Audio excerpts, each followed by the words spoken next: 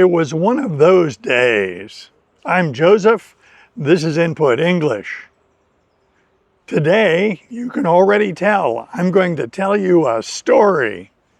It's a true story and some discussion to go with it. Stories are a fantastic way to acquire your target language, English.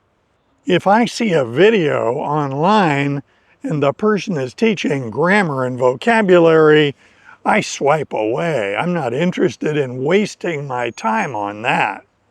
But if the person is telling stories in my target language, and if I can understand them, I know that that content is going to be useful to me.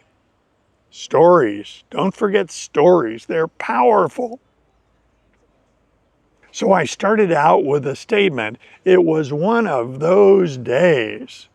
What does that mean?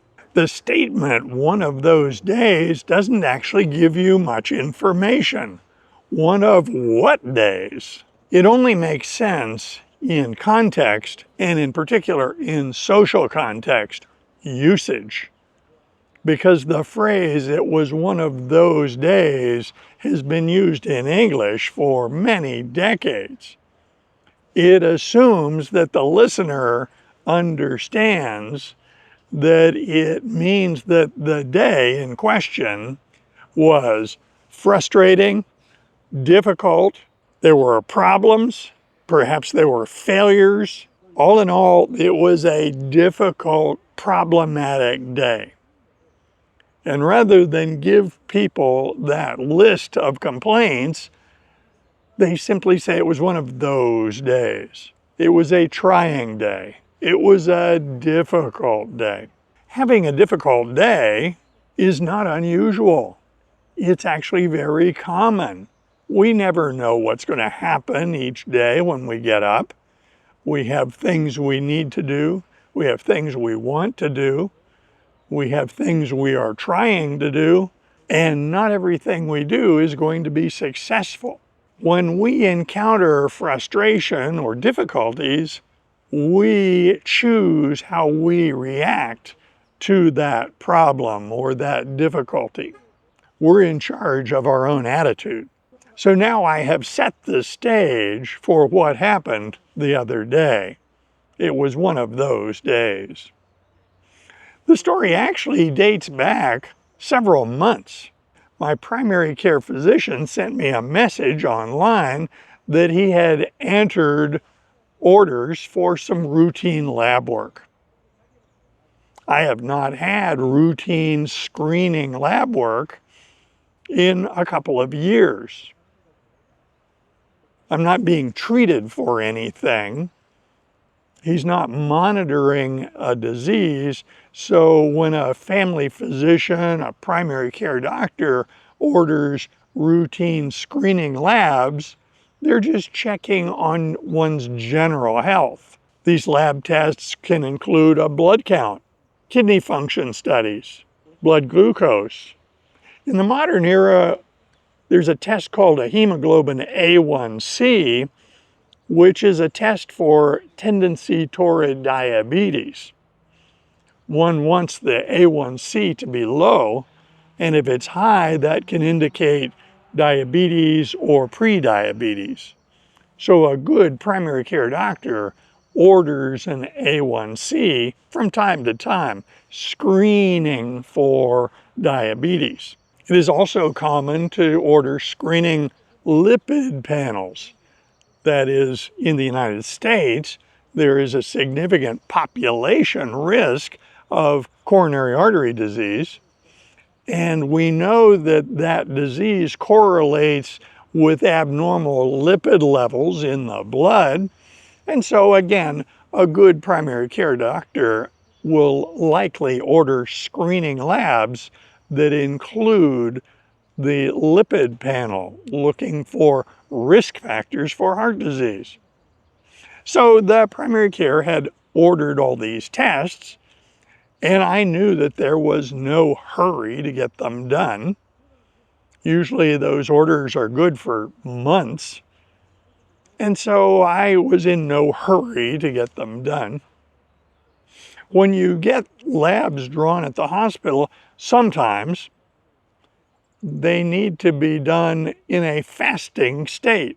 If someone is in a fasting state, that means they don't eat or drink anything for a period of time, in this case, 12 hours. The instructions from the lab were very clear. Don't eat or drink anything except water for the 12 hours before the appointment to get the labs drawn.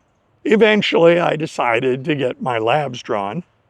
So last week, I made an appointment with the laboratory online.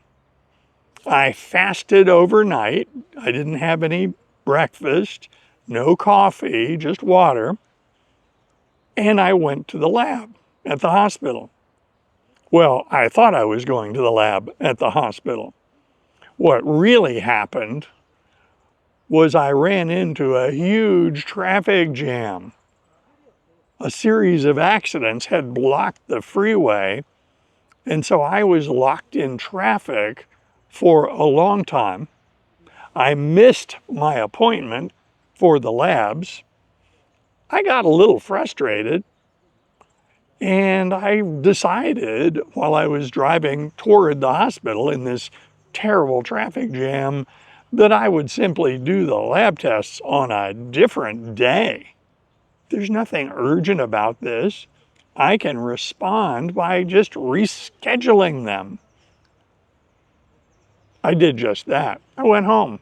This week, I again made an appointment for the lab work. I fasted overnight. I had also decided to go to San Francisco. I wanted to make a video at one of the landmarks in San Francisco, so I checked the weather online and saw that the weather would be consistent with my needs. Perfect. So the plan was made. I would go to the hospital in a fasting state, get my labs drawn, and then head to San Francisco. No problem. It was a great plan. I was at the hospital a few minutes early. They called me in for the blood draw early. Everything was easy, and I was in my car promptly heading out. As I left the parking garage, I realized that I had had no coffee and no breakfast, and I was going to San Francisco. Well, that's not a big problem because right down the road, there's a coffee shop, there's a Starbucks. And I know that Starbucks has good coffee and they've got good pumpkin bread. I don't eat a lot of food from Starbucks. I don't eat a lot of fast food, but their pumpkin bread is very tasty. So at that point, I had a plan. I would leave the parking garage, drive to Starbucks, get my coffee and some pumpkin bread, and then I could go to San Francisco. I did just that. As I was driving away from Starbucks, I got a text on my phone. Now, a text while you're driving is a problem. In California, it's illegal to text on your phone while you're driving. It's also not safe. But I received a text and I glanced at it, and the text read, "Were you just at Starbucks in San Jose?" When I read the text, I was actually a little alarmed because who would have known that I was in Starbucks? Then I saw who had sent the text. It was an old friend of mine, and I've not seen him and his wife for about 9 months. So when I saw who the text was from, I realized how they knew I was there. They must have been there. I got off the freeway and stopped and sent a text. "I'm coming back. See you in a couple of minutes," and sent it. I drove back to Starbucks and rather quickly found them. Like I said, we had not seen each other in about 9 months, so we had a lot of catching up to do. There was a lot to talk about, and it was a very fun time to meet up with them and talk. Eventually, we parted ways. They had things on their schedule, and of course, I had something to do in San Francisco. So we parted ways, and I headed up to San Francisco. The stop at Starbucks and my return visit to talk to my friends cost me about an hour. So when I got to San Francisco, it was late morning. I found the parking lot for this landmark, for this location, and found a parking space. No problem. They had a machine that allowed me to pay for parking. It accepted credit cards, and it required that I enter my license plate number and then pay with a credit card. The machine allowed me to enter my license plate number, but when I inserted the credit card, it reset. It went back to the beginning. It had forgotten about my license plate. It was as if I had done nothing. And I thought maybe I'd hit a wrong button. Maybe I'd done it badly. So I did it again. It failed again. What I realized is that this machine to sell me my parking pass didn't work. This would have been a great opportunity for me to get angry. The machine's not working. But instead, I looked at the other end of the parking lot, and there was an identical machine at the other end. I figured if this is not working, the other one probably will. So I walked the length of the parking lot, entered my license plate number in the new machine, entered my credit card, selected the number of hours, hit the button to purchase the pass, and it quickly printed my parking pass and returned my card. It worked properly. It was one of those days, but I didn't get upset. I just adapted.